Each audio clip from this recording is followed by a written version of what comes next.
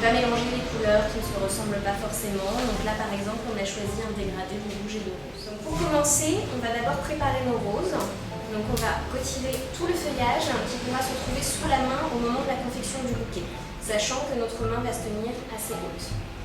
Donc on va faire ça pour toutes les roses. Et le plus simple ensuite pour la disposition des couleurs dans le bouquet, ça va être de les ranger par couleur. Nous allons préparer également le feuillage. Donc quand vous avez des branches, là par exemple aujourd'hui on utilise du lierre. Quand vous avez des branches comme ça, vous pouvez les diviser. Les diviser et de la même manière, on va les nettoyer.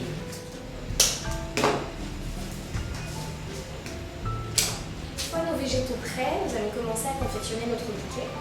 Donc ça va être un bouquet rond et court.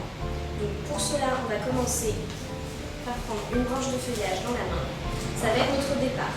Donc le feuillage, en fait, c'est ce qui va vous aider à donner le volume et la forme à votre bouquet sans que les roses soient collées entre elles. Donc ensuite, on va prendre la première rose que l'on va venir mettre en place de cette manière pour venir par la suite former une vrille. On va donc disposer toutes les roses à chaque fois dans le même sens, la tête sur la gauche et la tige sur la droite, afin qu'elles ne se croisent pas.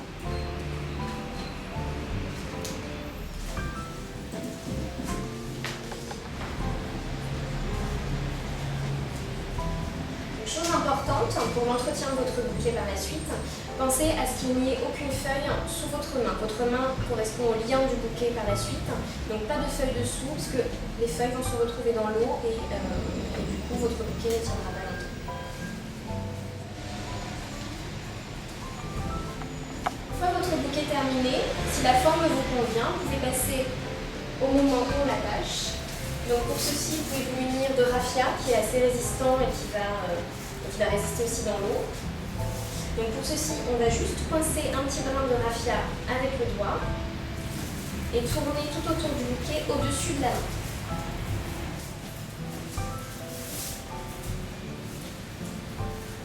Et une fois attaché, on va couper les tiges de votre bouquet juste sous la main.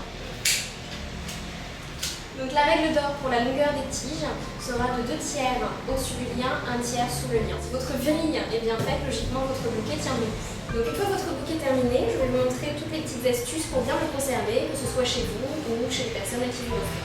Donc pour ceci, vous pouvez vous munir d'un vase que vous allez remplir vraiment quasiment jusqu'à ras bord. Alors surtout quand on vous offre un bouquet rond, ne défaites pas le lien, sinon toute la forme de votre bouquet serait complètement défaite. Pour conserver votre bouquet le mieux possible, donc nous vous conseillons de couper les tiges tous les jours et de changer l'eau également tous les jours. Pas besoin de mettre de l'eau trop froide ni chaude, juste de l'eau à température ambiante du robinet. En ce qui concerne les roses, pas besoin d'additifs, que ce soit bicarbonate de soude, aspirine, etc. Juste à la limite une petite goutte d'eau de javel dans votre eau qui vous permettra d'éviter de la changer tous les jours. Lorsque vous recoupez les tiges de votre bouquet, ne recoupez pas 1 cm à chaque fois, sinon vous retrouveriez avec très peu de tiges au bout d'une semaine. 1/2 cm suffira largement. Votre bouquet devra être le plus loin possible du chauffage, le plus loin possible d'un courant d'air et surtout pas en plein soleil. Avec tous ces conseils, vous devriez garder votre bouquet une semaine.